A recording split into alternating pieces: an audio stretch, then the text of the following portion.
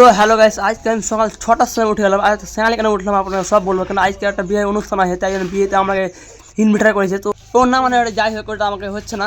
তো বন্ধুরা আমাকে রেডি হতে হবে, রেডি হওয়ার জন্য আমি নিয়ে এলাম গামছা, সাবান টাবান সব নিয়ে আমি চলে এলাম গা ধোয়া রুম। গা ধোয়া রুমে এসে আমি দিয়ে আমার ঝড়াটাকে হাতে কলটা চাপতে লাগলাম।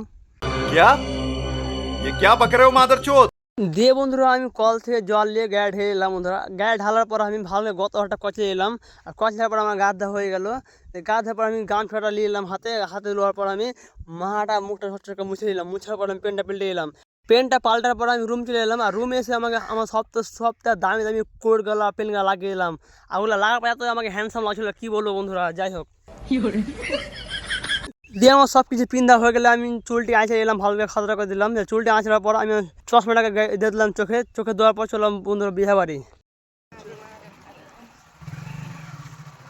ঘর থেকে বাড়াতেই ভাইয়ারা বলছে আইসক্রিম খাবো, অনেক গরম লাগছে।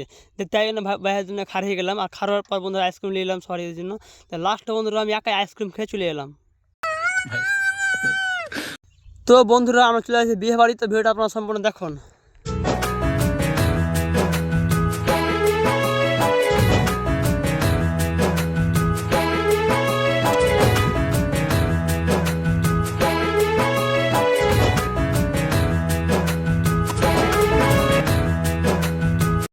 ফাইনালি বিয়ে বাড়ি এসে পৌঁছালাম বন্ধুরা। তো চলো ভিতরে যাই, আর আপনার ভিতরে কী কী করবো, কী হবে আপনাকে সব দেখাবো। চলো ভিডিও সম্পূর্ণ দেখতে থাকো।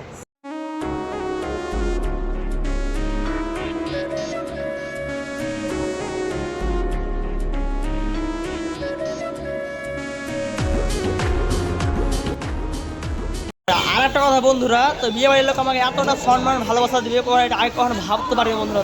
সেটা আপনারা নিয়ে চলে গেল, কি বলবো।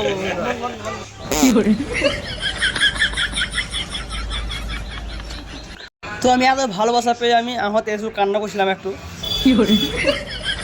ভাবলাম একটা প্যান্ডেল থেকে ঘুরে আসতে যায়, তো দেখছি প্যান্ডেলে কোনো লোকই নেই। প্যান্ডেলে লাস্ট আমি একা একা গল্প করতে লাগলাম, একা ঘুরতে লাগলাম। কী বলবো বন্ধুরা, কী সমস্যা হচ্ছে। জামে ফের রেডি হয়ে ছবি ললে কইছে, ভাবলাম আমার একটা ছবি নিয়ে এলি, যে আমি ছবি নিলাম একটা। আর একটা কথা বন্ধুরা, এই দাঁড় গেলে ইনস্টাগ্রামে ফেসবুকে অনেক ভালো ভালো ভিডিও বানায়, যে চিনেন না ফলো করে দেবো।